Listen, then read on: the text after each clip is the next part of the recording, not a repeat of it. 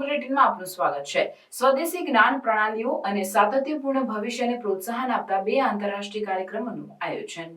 અમદાવાદ અનંત national યુનિવર્સિટીએ તાજેતરમાં જ બે સીમાચિહ્નરૂપ આંતરરાષ્ટ્રીય કાર્યક્રમોનું આયોજન કર્યું હતું। The international conference on indigenous knowledge systems and practices designing sustainable ફ્યુચર્સમાં વૈશ્વિક નિષ્ણાંતો એક મંચ પર બેઠા હતા, જેમાં સમકાલીન પદ્ધતિઓમાં સ્વદેશી જ્ઞાનને સંકલિત કરવાના મહત્વ પર ભાર મૂકવામાં આવ્યો હતો।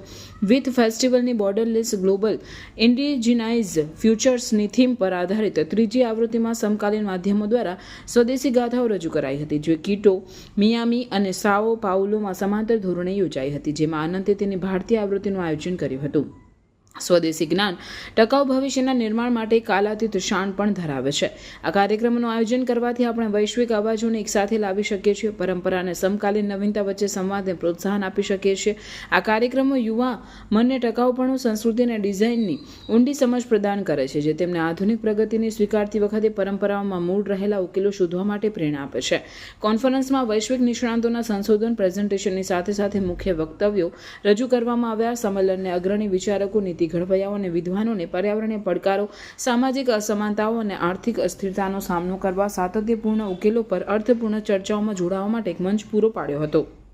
મધ્યપ્રદેશના સ્કેટબોર્ડર રેપર મેઘાલયના રોક ફ્યુઝન બેન્ડ સુધીની તેમની નોંધપાત્ર સફર રજૂ કરી રહ્યા છે, જેમાં આ બંને કાર્યક્રમોમાં અનંતના વિદ્યાર્થીઓને શીખવાની તકો પૂરી પાડી, કારણ કે આ કાર્યક્રમ રજૂ કરનાર કલાકારો અને નિષ્ણાંતોએ વર્કશોપ, ચર્ચાઓ અને ઇન્ટરેક્ટિવ સેશન દ્વારા તેમની સાથે સંવાદ કરી અનંતની ડિઝાઇન એક્સ ફિલોસોફીને આગળ ધપાવી હતી અને અનંતની આગામી પેઢીના સમસ્યા નિવારકોને તૈયાર કરવાની અને સશક્ત બનાવવાની પદ્ધતિને मजबूत करी હતી। 3 दिन मेरा नाम राजेंद्र सिंह है और हमने यहाँ अनंत राष्ट्रीय विश्वविद्यालय में एक नेशनल कॉन्फ्रेंस बुलाई है, इंटरनेशनल कॉन्फ्रेंस। इस कॉन्फ्रेंस का उद्देश्य है कि ये जो हमारी नई पीढ़ी है वो कैसे भारतीय ज्ञानतंत्र के साथ जुड़ के अच्छे काम कर सके। भारत का जो ज्ञानतंत्र है वो केवल पूजा पाठ और कर्मकांड नहीं है, वो पूरा वैज्ञानिक तरीके से वैज्ञानिक शोध के साथ ऋषि महर्षियों ने जो जिया था उससे आज की जो जलवायु परिवर्तन का संकट है उसका समाधान है। हमने इसी विधि से लोगों के ज्ञान से 12.5 लाख युवाओं को जो लाचार, बेकार, बीमार होकर गांव छोड़ के शहर चले गए थे, वापस उनको खेती में लगाया और चंबल के डाकुओं को बंदूकें छोड़कर उनको खेती के काम में लगाया। तो ये जो काम हुआ है वो पूरा भारतीय ज्ञानतंत्र से हुआ है।